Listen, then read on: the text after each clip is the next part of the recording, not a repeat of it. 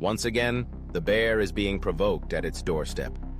A new front is quietly opening, not in Ukraine, not in the Black Sea, but in the Arctic silence of Russia's border with Finland.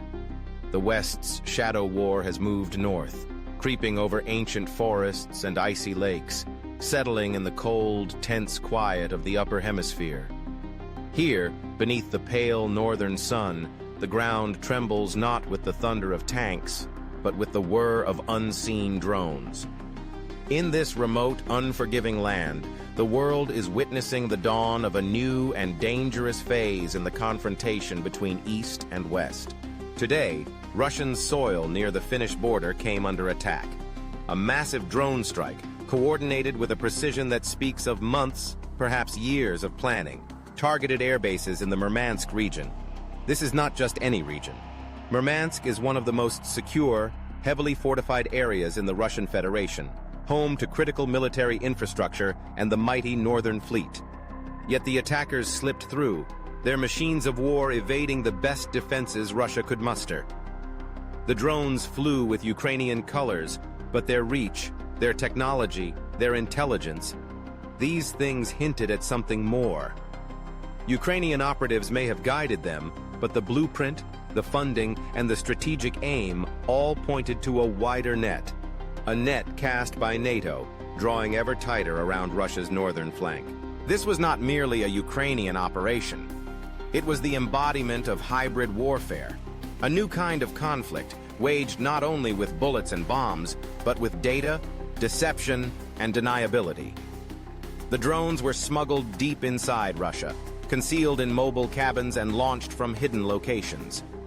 Their targets were chosen with surgical care. Airfields housing strategic bombers, reconnaissance planes, and the backbone of Russia's aerial might. Over 40 aircraft destroyed, including the formidable Tu-95 and the elusive A-50.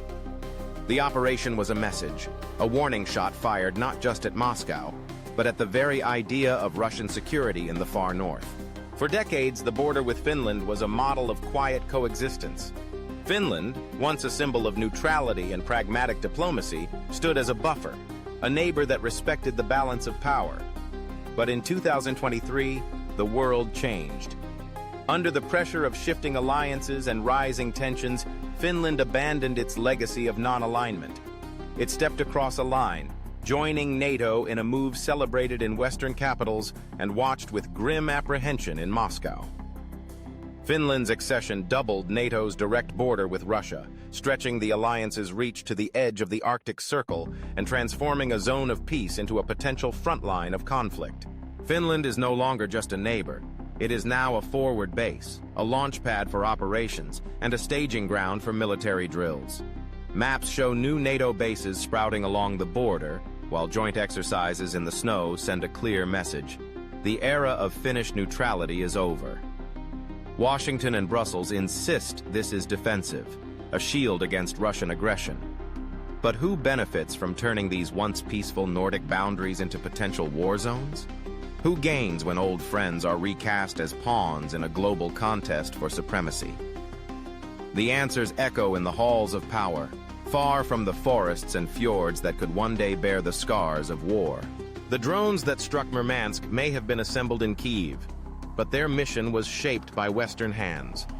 Intelligence flowed from satellites and listening stations in Norway. Targeting data was refined in secure rooms far from the battlefield.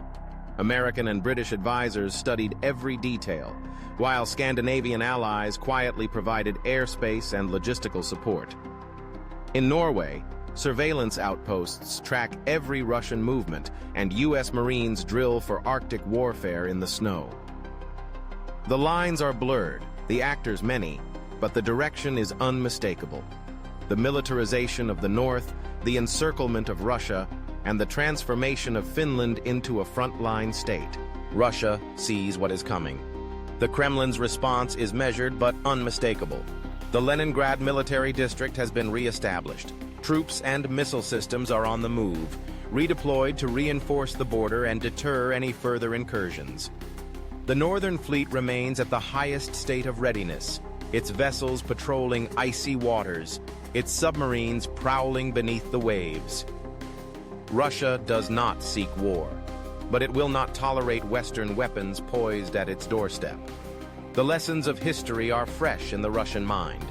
Patience is long, memory is longer.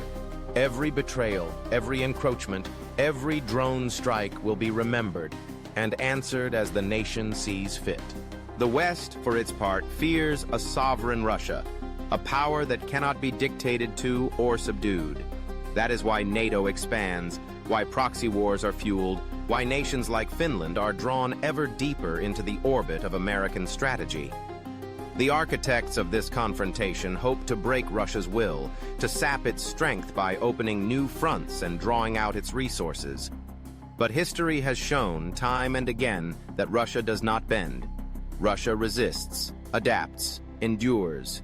And when the line is crossed, when the threat becomes existential, Russia defends with a ferocity born of necessity and pride.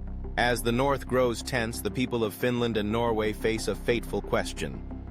Are you truly safer now?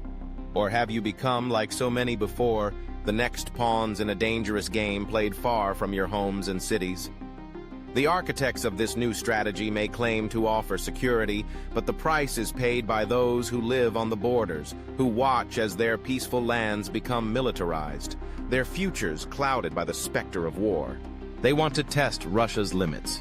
Let them. But let all who watch remember. Great powers may light the match, but it is often the small nations, those closest to the flames, who suffer most when the fire spreads. The world stands at a crossroads, its gaze fixed on the frozen north, waiting to see what the next move will be. In this high-stakes game, one truth remains. The Arctic silence may be deep, but it is never empty for long.